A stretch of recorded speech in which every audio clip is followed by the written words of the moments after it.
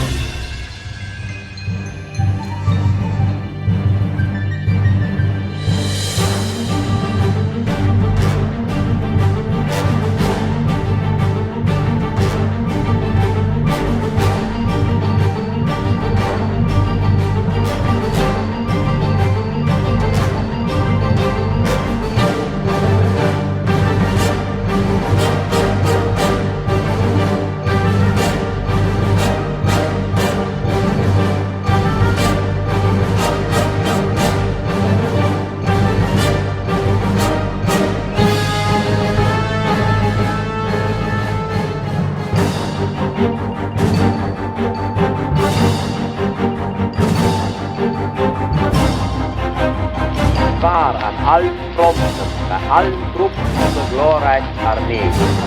Ich sah alle Nationalitäten der weißen Monarchie vollster Eintracht einem großen Ziele entgegengehen, einem glorreichen Frieden.